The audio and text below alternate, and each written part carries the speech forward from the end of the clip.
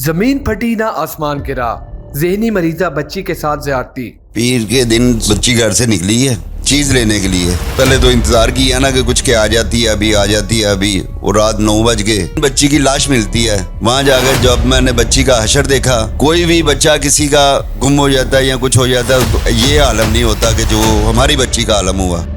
हुकूमत से इंसाफ की अपील करती, आज मेरी बच्ची है तो कल किसी और की होगी। मरियम नवाज साहबा से तो यही अपील है कि हमें इंसाफ चाहिए। जिस तरह मेरी बच्ची से नाल ज्यादती हुई, अल्लाह ना करे किसी और बच्ची के साथ हो। असल वाकया क्या है, आइए जानते हैं इस वीडियो में। अस्सलामुअलैकुम नाजरीन, मैं हूं आपका मेज़बान अली उस्मान वट्टू। नाजरीन, इस वक्त मैं लाहौर के इलाके गुज्जरपुरा कच्ची आबादी में मौजूद हूँ। एक अफसोसनाक और दिल दहला देने वाला वाकया यहाँ पर पेश आता है। जो मेरे साथ मौजूद हैं, आप मेरी लेफ्ट साइड पर देख सकते हैं, ये लड़की के वालिद हैं।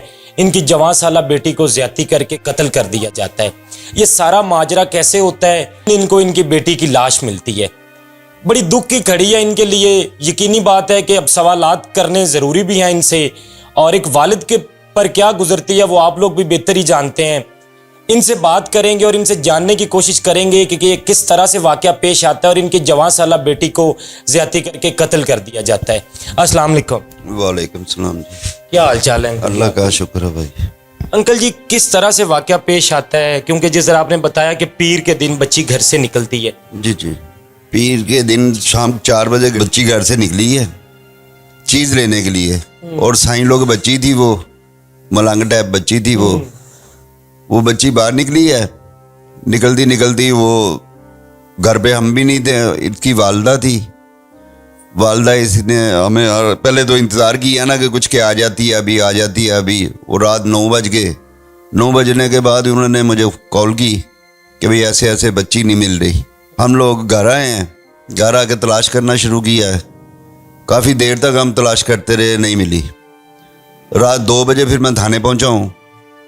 थाने जाके मैंने दरखास्त दी, गुमशुदगी दी। हम फिर 2 दिन तलाश करते रहे, नहीं मिली। इधर उधर जहाँ भी जाना था हम देखते रहे, बच्ची नहीं मिली। हमने FAR कटवाई।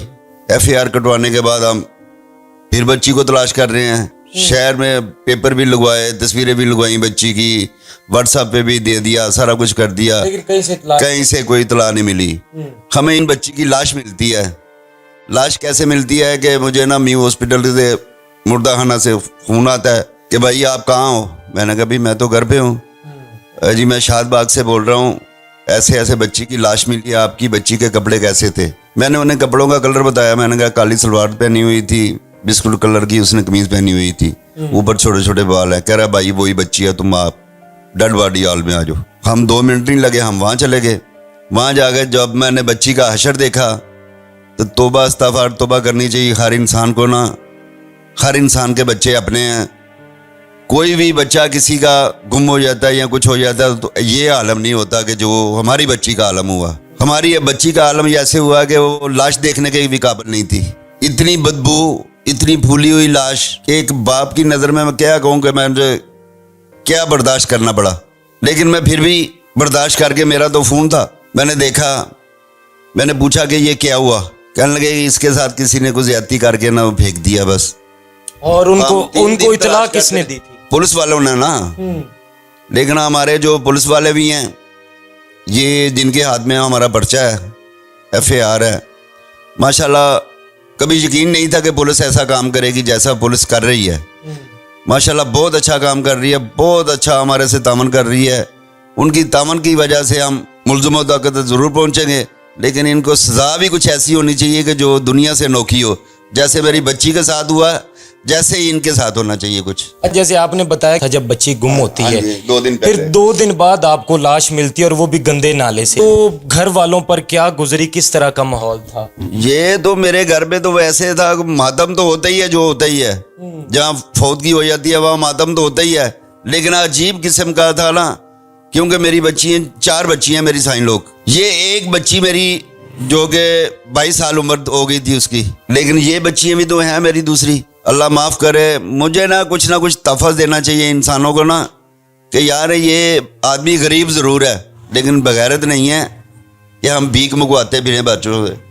हम ये भी कभी नहीं काम किया। हम के अपने हाथों से कमाई करके अपने बच्चों को खिलाते हैं यार, तो फिर हमारे साथ ऐसा हो जाए بالکل ناظرین، جس طرح سے انہوں نے بتایا کہ ان کی وہ بچی اب نارمل تھی، وہ پراپر نارمل نہیں تھی، اور میرا خیال ہے معاشرہ ہمارا جانوروں کا معاشرہ بنتا جا رہا ہے کہ کسی چیز کا ہمیں خیال تک نہیں ہے. بچی کے ساتھ زیادتی کر کے اس کو گندے نالے میں پھینک دیا جاتا. اب میرے ساتھ یہاں پر یوسی کے چیئرمین بھی ہیں اس علاقے کے، ان سے بھی میں بات کرنے کی کوشش کروں گا اور ان سے جاننے کی کوشش کروں گا کہ جو پولیس کی انویسٹیگیشن ہے وہ کہاں تک پہنچی ہے اور کیا پولیس یہ سارے کیس کو کس طرح سے لے کر چل رہی ہے. السلام علیکم سر. وعلیکم السلام. سر کیا حال چال ہے؟ خیریت.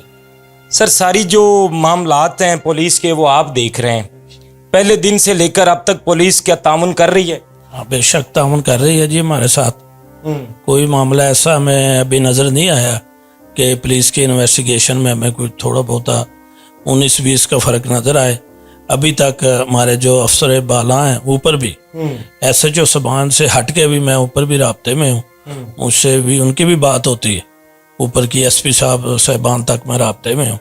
اور انشاءاللہ امید اللہ کے گھر میں جو پولیس ہمارے ساتھ تعاون کر رہی ہے تو ہم سکون میں ہے کہ یہ معاملہ ٹھیک جا رہا ہے. جب بھی اب تک پولیس نے کتنے لوگوں کو اریسٹ کیا ہے؟ میرا خیال ہے 6 اور 7 لوگوں کو اریسٹ کیا ہے اور پوچھ گچھ جاری ہے. اور ان کی نشاندہی کس طرح سے کی؟ نشاندہی ہم نے کیمروں کے ذریعے کی ہے کہ وہ بچی کا جو جہاں بچی 2 منٹ یا 1 منٹ کا سٹے ہے بچی کا، اس کو کوئی چھیڑا چھاڑی مطلب کی ہے انہوں نے موٹر سائیکل سے ادھر کبھی ادھر.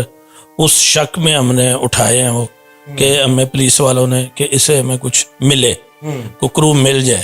اور کیمروں میں جو ہم دیکھ رہے ہیں وہ تو ہماری بچی سیدھی سیدھی جا رہی ہے. اس سے پہلا جو بٹ صاحب نے آپ کو بتایا کہ وہ اپنی بہن کے گھر گئی ہے اور واپس آئی ہے، اور کچھ اس نے تھوڑا سا اشارتاً اپنی بہن کو کہا ہے کہ مجھے مطلب بول نہیں سکتی تھی ویسے فری جیسے ہم بول رہے ہیں، اس نے ایسے اشارہ کیا ہے اپنی بہن کو اور وہ ادھر سے ادھر لے آئی ہے گھر. جو ہی گھر پہنچتے ہیں اور فوری 2-4-10 منٹ بعد وہ کہتی ہے کہ میں نے پھر کوئی چیز لینے جانا ہے. پھر وہ جیسے جاتی ہے تو واپسی نہیں آتی. پولیس کی حد تک ہم ابھی تک مطمئن ہیں. کہیں ہم دیکھیں گے انشاءاللہ 19-20 ہمیں نظر آئی یا کوئی معاملہ ایسا کوئی ٹیڑھا میڑا تو پھر ہم انشاءاللہ اوپر بھی بیٹھے ہیں. سارے معاملات اللہ کی مہربانی، اللہ کی ذات پہ. ہم نے تو اہل علاقہ بڑے غمزدہ ہیں، یہ ہماری بہنوں جیسے نے اپنی بیٹیاں ہیں. یہ ہمارا ایک کنبہ قبیلہ ہے، ہم ادھر رہتے ہیں، باپ دادا سے رہ رہے. یہ نہیں کہ کوئی ہمسائے یا میں چیئرمین یا ایسے ناطے سے نہیں. میرا ان سے جو گھریلو فیملی تعلق ہے سب گھروں سے. خوشی غم ہمارا ادھر اکٹھا ہے اللہ کی مہربانی سے. خوشی غم میں ہم اکٹھے ہیں. ہمیں بے دہا اہل علاقوں کو تکلیف ہے. ہم تو اس دن بھی سارا احتجاج ہم ریکارڈ کروانا چاہتے تھے کہ ہم کروائیں، پر بریک ہم نے اسی لیے کیا تھا ریکارڈ کو کہ ہمیں کوئی کرو ایسا ملے یا ہاں پولیس ہمارے ساتھ تعاون نہ کرتی. ہم ہاں سارا ہم نے بہت اوپر جانا تھا. لڑکی کے جو والد بھی ہمارے ساتھ موجود ہیں، ان سے بھی مزید جانیں گے. کیا کہہ رہے تھے جی؟ مزید جو ہے نا وہ ایس ایچ او صاحب، ڈی ایس پی صاحب، مزید جتنا بھی ٹائم ضائع ہوتا ہے نا وہ ہمارے ساتھ ساتھ ہوتے ہیں.